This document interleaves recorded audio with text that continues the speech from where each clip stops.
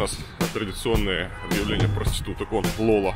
24 часа. Мы вам при жизни золотой памятник улице поставили. Да? И как это вообще возможно? Мы идем по каким-то узким тротуарам, здесь повсюду машины, стоят какие-то грузовики заброшенные, расписанные эти.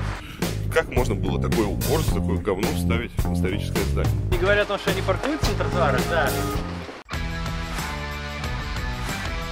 Недавно я снова ругался на ужасный жилой комплекс. Это был не просто страшный и уродливый муравейник, это были очень плохо сделанные дома. Люди покупают такие квартиры, потому что, во-первых, это дешево, а во-вторых, в России довольно сложно узнать честную информацию о качестве жилых комплексов. Никто, конечно, не хочет отдавать свои миллионы за халтуру, но как не попасть в такой район? Объезжать каждый в своем городе – это мало что даст. Никто не обязан быть экспертом в вопросах строительства. В таких ситуациях вас очень выручит сайт-агрегатор со всей информацией о новостройках региона, где можно найти честные данные о застройщиках и жилых комплексах. Согласитесь, удобно перед тем, как взять ипотеку на квартиру, знать все подходящие варианты по нужным именно вам критериям. Этажу, расстоянию до метро, срокам сдачи, ипотечной программе.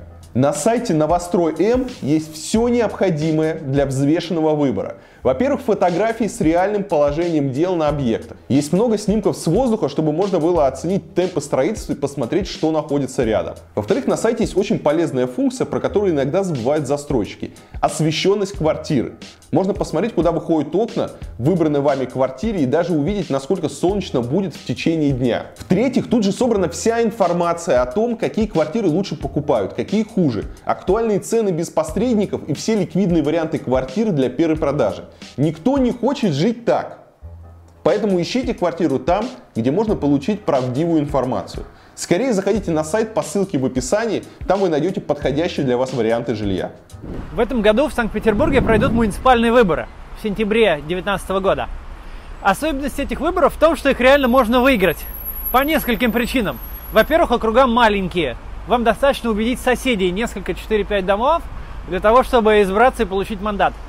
Во-вторых, округа многомандатные.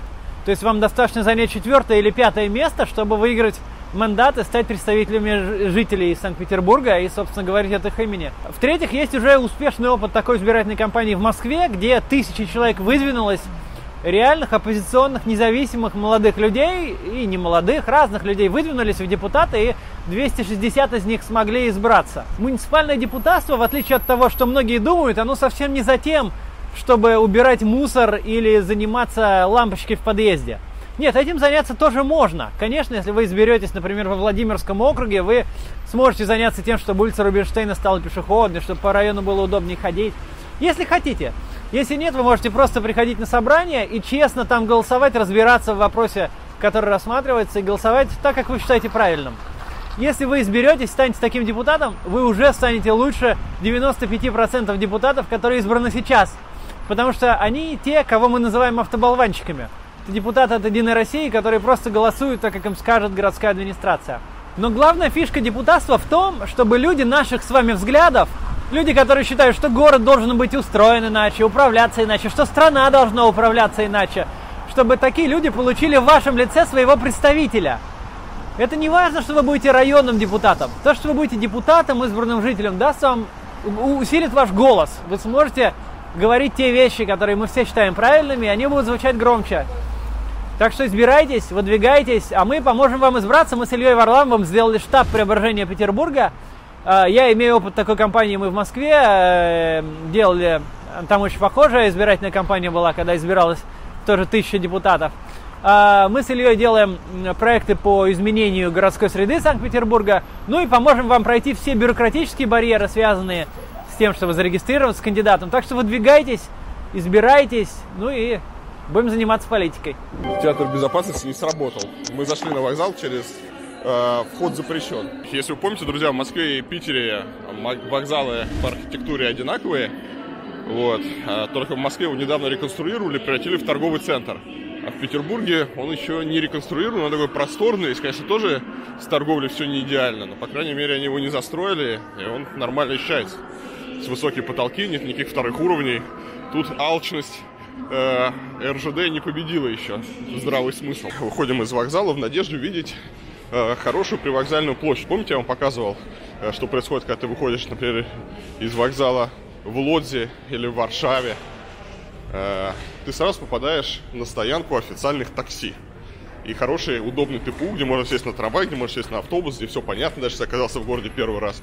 А в Питере ты попадаешь на непонятную стоянку и на кучу бомбил, которые сейчас будут выхватывать зазевавшихся пассажиров. Вот мы сейчас сюда отходим не для того, что нам нужно прочитать кучу объявлений о хостелах и общагах, а потому что нам нужно перейти дорогу. И они не сделали нормальный переход на этом кругу. Нету нормального перехода. В Москве каким-то чудом победили, я вот не обращал внимания, в Москве она практически исчезла, нету нелегальных объявлений, по крайней мере в центре города. Почему я знаю, что их нету? Потому что я в какой-то момент решил клеить наклеечки свои, ну, естественно, тоже нелегально. Но, чтобы не заниматься вандализмом, я решил клеить там, где уже наклеена куча нелегальных объявлений, чтобы клеить на что-то объявление, чтобы не портить поверхности. И я в какой-то момент обнаружил, ты идешь с этой наклейкой полчаса, и вообще нет ни одного места, куда можно было бы без вреда наклеить. Но в Питере такой проблемы нету. В Питере, как вы видите, все залеплено. При этом даже эти рекламные стенды официальные, за которые, по идее, должны ухаживать. И тут у нас традиционные объявления проституток. Он Лола, 24 часа. Отвратительное место около вокзала, поэтому мы из него скорее уходим и ныряем в узкие питерские улочки. Очень красивые фонари. Не очень красивый забор, непонятно они зачем нужны. Они поставили оградки около газончиков. Ну ладно, это не самая большая проблема. Кстати, обратите внимание на то, что в Питере каким-то чудом научились класть плитку, которая за годами лежит, и она, конечно, не идеально так на четверочку, но, по крайней мере, не как в Москве. Делать эвакуаторы, парковка запрещена, и делать парковку. О. Редчайший случай. Это когда в историческое здание вставлена деревянная дверь. Правда, стеклянных уже стекол нету, но это не страшно. Сама дверь, она вот такая еще оригинальная, потому что дальше мы с вами сейчас пойдем. Вот на другой стороне видно. Там деревянных оригинальных дверей практически нигде нету. Большая проблема, потому что двери и окно у нас не считают частью архитектуры. Хотел посмотреть вот детский сад. Вот потрясающая дверь, который является важным элементом архитектуры этого здания. Надо, чтобы Москва рассказала Питеру, как избавиться от объявлений нелегальных, а Петербург рассказал, как нормально класть плитку. О, сейчас будет очень красивая дверь в историческом здании. Обратите ваше внимание. Вот. Как можно было такое убожество, такое говно вставить в историческое здание? Да, вот смотрите, мы с вами на односторонней улице, которая по ширине, но она трехполосная. Какой-то вот здесь есть трамвайные пути не обособлены. Да, вот сейчас идет трамвай, который, ну, в случае пробок, конечно, будет стоять во всем потоке с пробками, у него здесь нет никакого приоритета, при том, что улица настолько широкая, что здесь совершенно спокойно себя чувствует парковка, которая, кстати, запрещена. Везде висят знаки эвакуации, но люди все равно паркуются вот прямо под знаками, и всем вообще пофиг.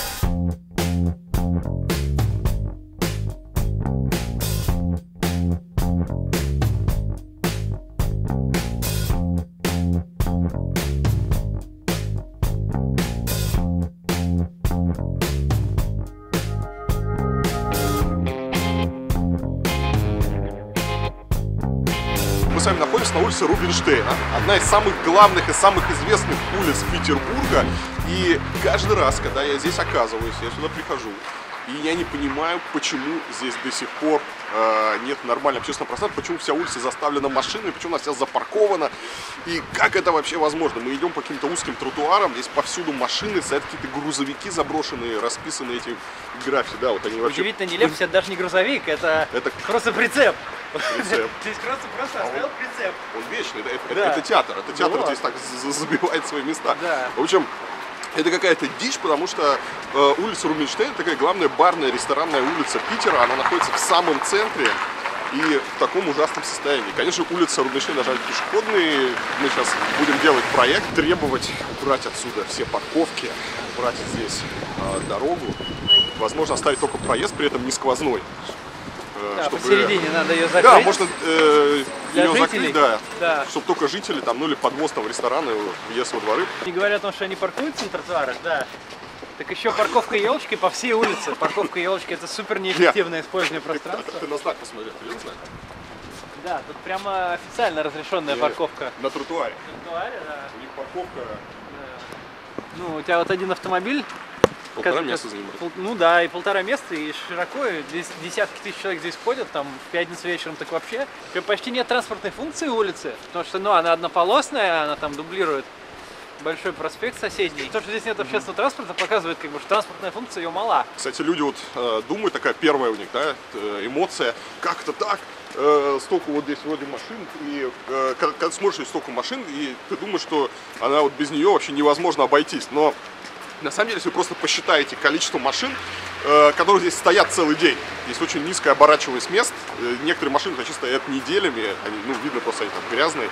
И вы посчитайте, сколько людей здесь ходит, и сколько пешеходов пользуются, и сколько машин. Видите, какой дисбаланс, что здесь практически половина улицы, а иногда даже больше процентов, 60-70, отдано очень маленькому проценту пользователей этой улицы. А большинство пешеходы, они вынуждены ютиться, вынуждены ходить там вдоль этих грязных машин, и вообще очень ухудшается сама атмосфера, потому что никому не приятно ходить вдоль парковок.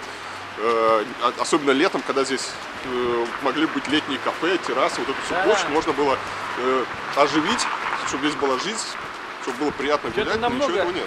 Намного меньше, чем кажется. Если сейчас остановиться и в ту сторону снять, сейчас мы это сделаем, то мы увидим здесь, ну сколько, ну 15 парковочных мест. То есть это 15 человек, которые занимают пространство, которым пользуются десятки тысяч человек. Ну и за день они там 3 раза обернутся, 45 человек. Но то есть все равно это единицы каких-то там супер привилегированных граждан, которые получают супер дорогую городскую площадь, бесплатное пользование, чтобы хранить свое имущество. Ужасно глупо. Я не знаю, насколько здесь это будет уместно. Здесь нету вообще никаких мест, чтобы присесть. Здесь нету ни лавочек, ничего. Я, правда, не знаю, здесь могут возникнуть с этим некоторые свои сложности из-за того, что это бары. И здесь может быть слишком шумно, из баров иногда выходят, ночью это не нравится жителям, поэтому я не уверен, на что. Но кое-где здесь точно нужны лавочки, место для сидения, чтобы можно было присесть, отдохнуть, пока идешь по этой улице. Все хотят и все понимают, что эта улица должна быть пешеходной. Кстати, от этого выиграют крутая ручка, посмотри. Да.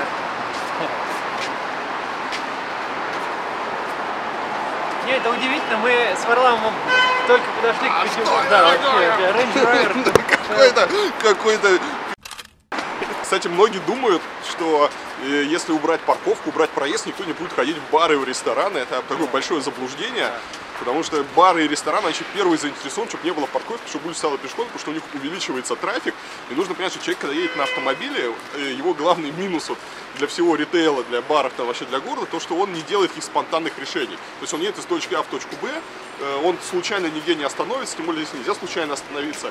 А человек, который просто идет гуляет, он часто делает такие спонтанные решения. Вот зайду, выпью кофе, там, да, зайду в магазин, что-то посмотрю. Поэтому на пешеходных улицах всегда увеличивается выручка у ресторанов и у баров. Они могут размещать летние кафе, террасы. И это вообще все выигрывают. Город становится безопасным, дружелюбным и комфортным. Множество исследований таких есть, причем в самых разных городах, включая американские, где очень развита автомобильная культура. И везде, если ты улицу закрываешь, делаешь пешеходной, то стоимость недвижимости коммерческой резко растет. Это значит, что лучше она подходит для таких вещей. Вот интересно, удивительно, вот мы с Варламовым подошли когда к этой улице, только подошли, и сразу останавливает Варламова девушка: ой, я вас смотрю, здрасте, там, здрасте, вам сфотографировалась. И сразу говорит: а сделайте, говорит, эту улицу пешеходной. То есть это прямо первый же запрос у человека. Я достаю свою волшебную палочку, да. Мы этим уже занимаемся, говорит, во всем, мы сейчас сделаем проект. Обратите, кстати, внимание, одна из проблем еще Петербурга, что здесь часто можно увидеть знак, который разрешает парковку на тротуаре. Ну, прямо есть такой знак, что паркуйтесь на тротуаре. Это очень опасная история. Страны, где в каких-то местах разрешена парковка на тротуаре, водители не воспринимают это как серьезное нарушение. И нарушение правил парковки, вот именно, что когда они ставят на тротуаре в неположенных местах, там выше, хороший пример Польша, у них там практически везде разрешена парковка на тротуаре, и из-за этого поляки, они не считают, что это какое-то серьезное правонарушение. Потому что если на одной улице можно парковаться на тротуаре, то на другой улице, где типа нельзя, человек думает, ну какая разница, да, вроде... Если пройти можно, ну, да, проход остается. Раз где-то можно, значит ничего страшного. И вот на Рубинштейне хорошо видно, видите, здесь кучу знаков, что парковка на тротуаре, она где-то разрешена, поэтому водители все спокойно заезжают на тротуар, оставляют там машину, потому что для них это никакой не криминал. Поэтому парковки на тротуаре не может быть вообще нигде. Тротуар — это святая земля пешехода, неприкосновенная. Вот этого быть, вот только он заступил своей лапкой на тротуар, все, нафиг с пляжа. Тут еще обычно, когда про такую пешеходизацию говорят, люди начинают бояться, что дорого очень переустраивать всю улицу, мастить ее. Это, конечно, не дешево, но если ее просто завтра закрыть, и даже не мастить, а просто оставить как есть, оставить даже асфальт, там все, просто закрыть проезд, это уже будет намного лучше, чем сейчас, и со временем она обустроится даже сама. Ну, конечно, лучше сделать вообще, полноценно. Да, вообще здесь хороший пример американский. Давайте с вами сейчас перенесемся в Нью-Йорк, на Бродвей. Одна из самых знаменитых улиц Нью-Йорка, все ее знают, и вот в какой-то момент ее решили сделать пешеходной. Но ее решили сделать пешеходной не как у нас, да, когда так, делаем улицу пешеходной, заказываем кучу гранита, рабочих, там, дорогущий проект, и за 1 000 000 рублей что-то делаем, потом смотрим, что получилось. Они просто взяли, поставили катки с такими деревьями и перекрыли там движение. То есть, и начали наблюдать. Первый год понаблюдали, как изменилось движение. Там, окей, вроде никто не умер, все водители научились находить пути объезда, и все нормально. Дальше они взяли и начали там краской наносить какие-то зоны, и с помощью краски влиять. То есть, здесь там транзитная зона, здесь там зона отдыха. Потом поставили кучу стульчиков таких, столиков, дешевых зонтиков, и начали формировать какие-то зоны отдыха. И так они год за годом, медленно, совершенно там такими недорогими и простыми средствами, они пытались нащупать оптимальное решение. И только, по-моему, лет через 5, когда они все изучили, все посчитали, все подвигали, поперестанавливали, они уже поняли, что да, вот это вот оптимальный вариант планировки этой улицы, и уже начали основательно мастить ее плиткой, делать какие-то уже основательные лавочки и приводить эту улицу в божеский вид. Поэтому, что касается Рубинштейна, ее можно, чтобы было не страшно, чтобы было не больно, попробовать тестово закрыть. Даже можно, как в Нью-Йорке, начали сначала на выходные, они закрывали. Да. Здесь, наверное, на пятницу надо. Вечер. Пятницу, субботу, воскресенье, да. Воскресенье, да, для теста закрыть. Нет. И всем понравится, все увидят, что это хочется это сделать так и дальше. Интересный момент, вот здесь есть платная парковка. Теоретически, когда здесь просто на нее спроса нет из-за того, что можно вот бесплатно так кидать все машины, которые здесь видно сейчас, их можно туда поставить. Еще такая проблема, что вот этот пустырь, он здесь явно образовался из-за того, что дом по какой-то причине был разрушен. Мне кажется, скорее всего, во время войны он был разрушен. Но это не важно, да? Явно здесь должен стоять дом, потому что, получается, как выбитый зуб. На нем по-хорошему, конечно, нужно что-то построить, но если даже ничего не строить и оставить здесь парковку, то надо какой-то фасад здесь декорировать, можно сделать какую-то, не знаю, либо инсталляцию, либо какую-нибудь современную скульптуру, либо какой-то красивый тут, не знаю, экран, что угодно. Естественно, должно там супер органично смотреться всей окружающей застройкой. Главная цель — это чтобы просто закрыть, чтобы восстановить вот эту вот красную линии улицы, эту плотную застройку, которая здесь должна быть. Сейчас смотрите, какой выбитый зуб, совершенно непонятно, что здесь за пустырь. Кроме того, если была бы нормальная система, ну, по идее, жители вот окрестных домов, если там это их земля, они могли бы тоже организовать платные парковки у себя во дворах. Особенно это актуально в рабочие дни, когда сами жители уезжают со своих мест на работу, и двор там освобождается. Они могли бы зарабатывать, деньги бы им шли там в ТСЖ, они тратили потом все на благоустройство, там, на поддержание своего дома. Они могли бы продавать, тем, кто приезжает, наоборот, в центр на работу, могли бы продавать места. Да, или, в Москве многие так делают. Я одно время жил в таком ТСЖ, и он действительно очень много денег делал, и потом делали благоустройство на эти деньги. Магия кино мы сейчас переворачиваем взор на вот это вот все, и что мы видим? Мы вместо того, чтобы наслаждаться потрясающей архитектурой Петербурга, мы наслаждаемся требованием ГОСТов. Все вот эти все столбы, эти кучу знаков, их можно было убрать. Какой бы был бы чистый, красивый город. То, что мы любим, когда едем за границу, там, в Прагу, в Будапешт, там, в Берлин. Мы гуляем там по старому центру, да, и мы наслаждаемся красотой. Что самый бред, это то, что улица односторонняя, и мы сейчас с вами стоим, смотрим с той стороны, где машины никогда не едут. Но даже с этой стороны, где знаки не нужны вообще. Все вот такое вот пестрое, яркое. Зачем? Если улицу пешеходную сделали. Великолепно. Это в советское время еще обещали. Да, вот мы как раз делаем проект, чтобы улицу сделать пешеходной, как минимум убрать здесь парковку, сделать нормальные тротуары. Мы вам при жизни золотой памятник улице поставили. Да?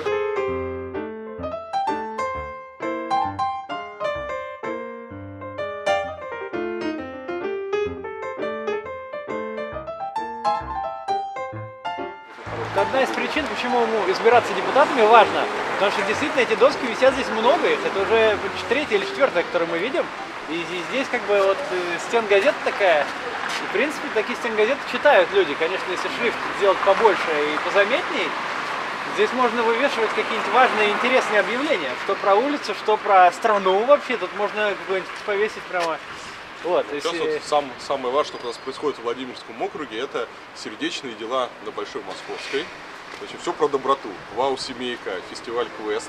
Еще когда убираешь парковку с улицы, то она становится красивее, потому что исчезает куча визуального мусора, коими являются машины припаркованные. Мы на Бронной, когда убрали, у нас там одно время офис был, и какой-то день ввели платные парковки, и просто все парковки исчезли в какой-то момент. Потому что никто не был готов парковаться платно, никто еще не понимал, что происходит. И просто полностью преобразилась улица, и все стали удивляться. Ничего себе, какая она, оказывается, классная, какие там классные дома. То есть все это очень хорошо срабатывает, еще и с точки зрения внешнего вида. Ну а тут вообще архитектура прекрасная, потому что здесь это вообще отдельно отлично сработает. Последний адрес. Очень крутой проект. Сергей Пархоменко его толкал. Вначале, когда он толкал, казалось, это невозможно. Что никто не разрешит вешать сейчас в России таблички в память о репрессированных. Но нет, сначала в Москве это начало появляться, теперь вот в Питере. Крутой памятник, в отличие вот от таких банальных истуканов, которые у нас обычно ставят. Памятник, он должен вызывать какие-то эмоции, он должен как-то взаимодействовать со зрителем, заставлять его, не знаю, остановиться, там, задуматься, узнать, может быть, подробнее историю человека, кому поставлен памятник. И вот это как раз тот самый пример, когда памятник такой довольно сильный, он действительно заставляет здесь на минуточку остановиться. Может быть, кто-то после этого прочитает что-то, изучит, задумается. Редкий пример в наше время, потому что обычно памятники, которые сейчас устанавливают массово, они словно на 3D принтере напечатаны, эти простые бездушные стуканы, которые совершенно не имеют никакого смысла. Но яркий пример — памятник Владимиру в Москве, который воткнули, вот этот вот просто истукан, который не вызывает совершенно никаких эмоций, который просто нарушил всю композицию площади, где его воткнули. Вот, к сожалению, пока запросы у нас не на хорошее искусство, а на вот таких вот истуканов. А это редкий пример душевного памятника. Берегите его.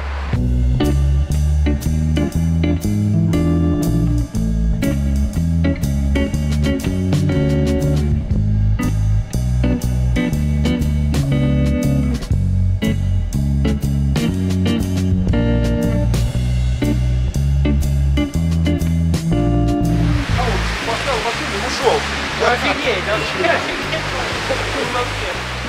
Ну он заезжает, ладно. Узкий тротуар такой, и люди еле-еле проходят, еле протолкнешься, и при этом две полосы движения и две полосы парковки. То есть просто убери одну полосу парковки даже, а лучше обе. И здесь можно сделать нормальный широкий тротуар, чтобы люди спокойно ходили. Неправильные приоритеты. Десятки тысяч людей страдают из-за 10 парковочных мест. Проблема неправильных приоритетов пространства настолько главное здесь, что даже все остальное не обращаешь внимания. То есть то, что здесь нет лавочек, то, что здесь как-то плохое мощение тротуара, там, асфальта, это даже кажется какой-то фигней. По сравнению с тем, что здесь просто невозможно пройти. Половина улицы, она отдана под стоящий автомобиль, она никак не используется. То есть буквально несколько десятков человек используют эту улицу, половину этой улицы, а тысячи людей, которые здесь каждый день проходят, они вынуждены там ютиться, там, сжаться, и толкаться и все остальное. Ну и вот, собственно, то, с чего улица Рубинштейна начинается, или чем она заканчивается, смотря откуда смотреть, те самые 5 углов, потому что 5 углов здесь, 5 дорог сходятся на одной такой площади. И тоже очень странное пространство, потому что непонятно, куда здесь идти, непонятно, как переходить. Люди, кто здесь первый раз оказываются, они так немножко теряются. И здесь прямо напрашивается, чтобы организовать здесь вот это вот пространство по-другому, возможно, сделать круговое движение, тубить проезжую часть оптимально, такая дорожная диета, да, чтобы сделать безопасные переходы. И когда это место заживет, и действительно будет такое яркое начало вот одной из главных улиц Петербурга. Чем мы, собственно, и займемся. Надеюсь, скоро представим вам проект реконструкции улицы Рубинштейна.